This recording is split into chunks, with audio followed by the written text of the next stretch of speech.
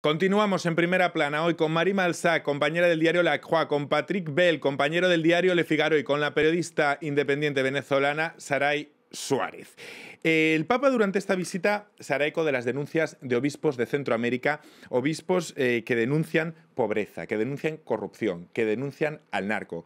Y me imagino que su posición comporta ciertos riesgos cuando se denuncia ¿no, Patrick? Disculpe. Sí, la posición del Papa durante esta visita hará eco de las denuncias que han hecho durante los últimos años muchos obispos de Centroamérica, que denuncian el narco, que denuncian la violencia de las pandillas. Me imagino que hacer esas denuncias en ciertos rincones de Centroamérica comporta cierto riesgo para la propia vida, ¿no? Sí, claro que hay riesgos. Y hablamos de la historia de Monseñor Romero, sí, que lo asesinaron hace años y es un ejemplo muy importante para la Iglesia y para muchos de los obispos y de la gente de la Iglesia.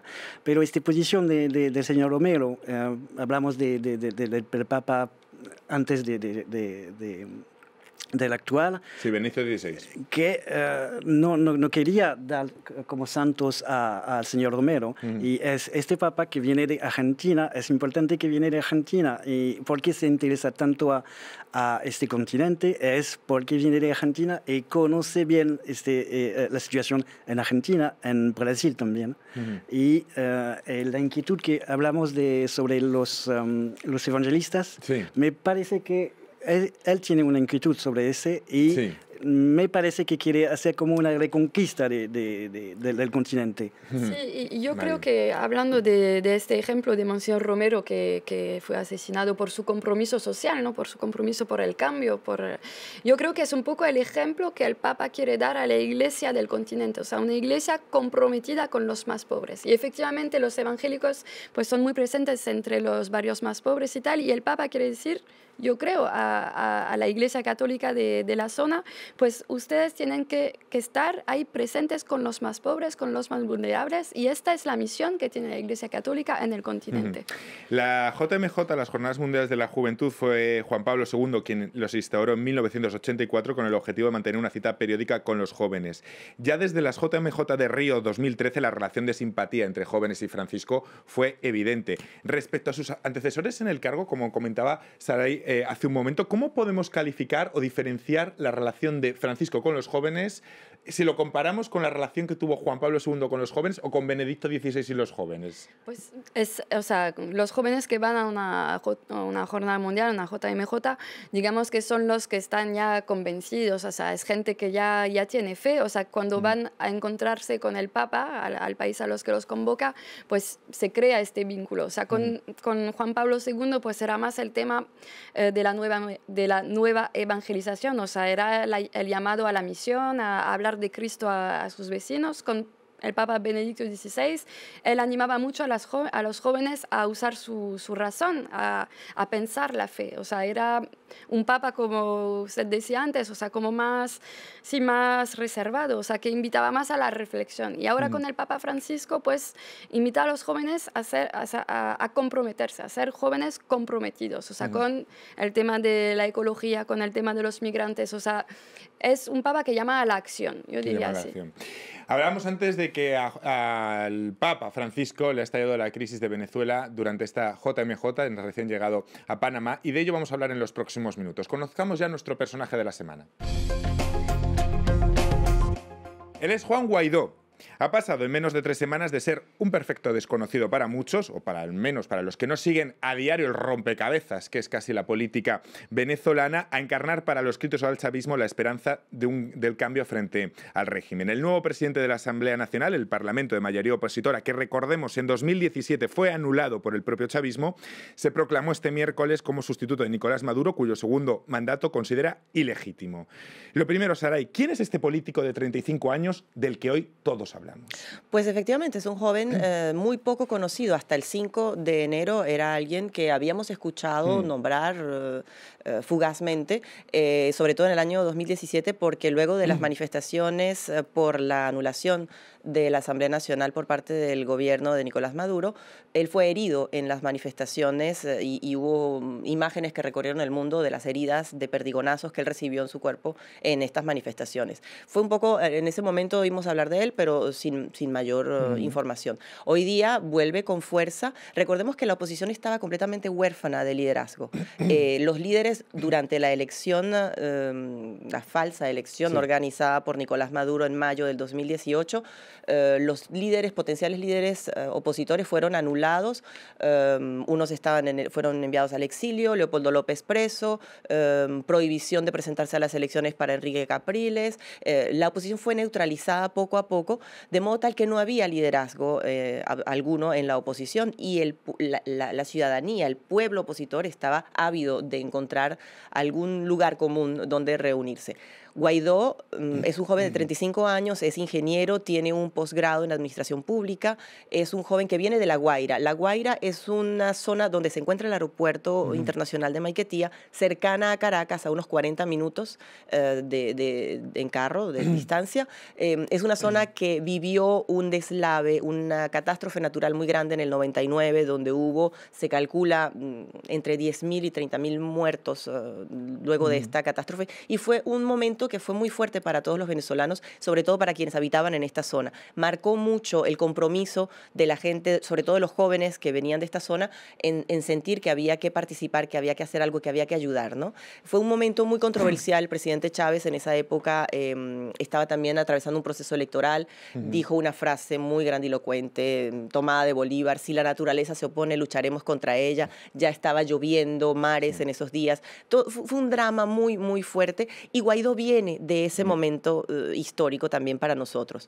Entonces es un joven que a partir de allí lanzó también un compromiso durante sus años en la universidad para tratar de reconstruir las cosas, reconstruir un país, reconstruir una democracia, y se enrola, digamos, en las filas de Voluntad Popular, el partido al cual representa, que es el partido de Leopoldo López. Él forma parte de quienes lo organizan en sus inicios, y como diputado suplente fue electo en la última votación legal y democrática que se llevó a cabo en Venezuela, que dio como resultado esta Asamblea Nacional que tenemos hoy día. Y en esa Asamblea Nacional se decidió que la presidencia era rotativa. Este año correspondía a Voluntad Popular tomar la presidencia, y dado que los otros líderes del partido están, uno asilado en la Embajada de Chile, otro en el exilio en Estados Unidos, le correspondió a él tomar la cabeza, de manera tal que le cae encima esta responsabilidad un poco por sorpresa.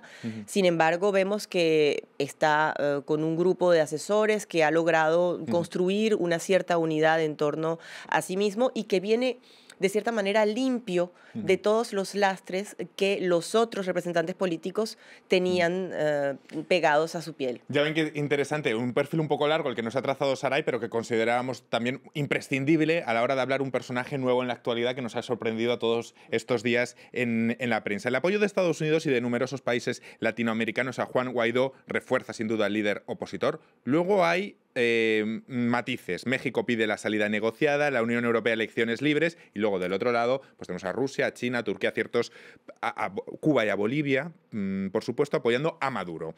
¿Cómo ve, Patrick, este juego de alianzas? ¿Le ha sorprendido alguna postura? ¿Ha echado de menos alguna? ¿Le ha sorprendido por tibia alguna?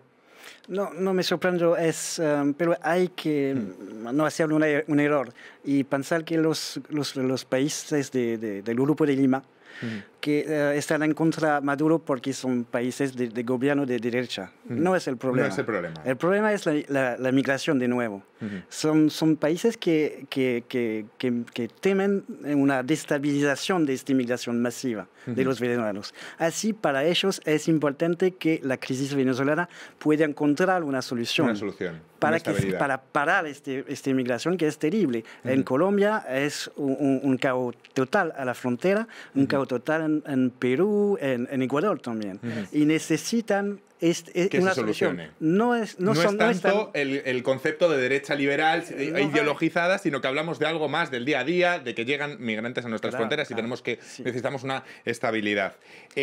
Perdón, sin duda esa es una de las principales razones, estoy completamente de acuerdo en que ha causado este movimiento. Estamos hablando de 4.2 millones de personas que se encuentran ya hoy día en el exilio y siguen saliendo, siguen personas cruzando la frontera para tratar de huir de la crisis venezolana. Es el 12% de la población del país, es una cantidad enorme. Tenemos una inflación galopante que continúa destruyendo el salario mínimo de los venezolanos. Es imposible vivir en esas condiciones y por eso, retomando el tema del Papa, es interesantísimo ver cómo va a manejar el tema migratorio, porque él llegó con una agenda sobre migración a Centroamérica, su visita de Panamá, pero le estalla la crisis venezolana. ¿De qué manera va a hablar? Con el ojo derecho va a ver la migración venezolana, pero con el ojo izquierdo la de Centroamérica o viceversa. ¿Cómo va él a referirse a este tema? Me queda muy poquito tiempo y quiero hacerles dos preguntas más. Mari, muy brevemente, ¿cómo ha sido la relación entre Maduro y Francisco en los últimos años? Pues es un poco lo que comentaba Saray antes, que ha sido siempre de intentar no romper el vínculo con él. O sea, lo ha recibido en el Vaticano, le ha escrito cartas cuando Nicolás Maduro ha pedido al Vaticano que, o sea, cuando se hablaba de que el Vaticano pudiera hacer de mediador en la crisis. O sea, y es verdad que nunca le ha dicho de forma, digamos, como brutal, que tenía que dejar ya de poner en esas condiciones a su pueblo y tal. Y yo creo que es un poco lo que los obispos le están pidiendo a Francisco.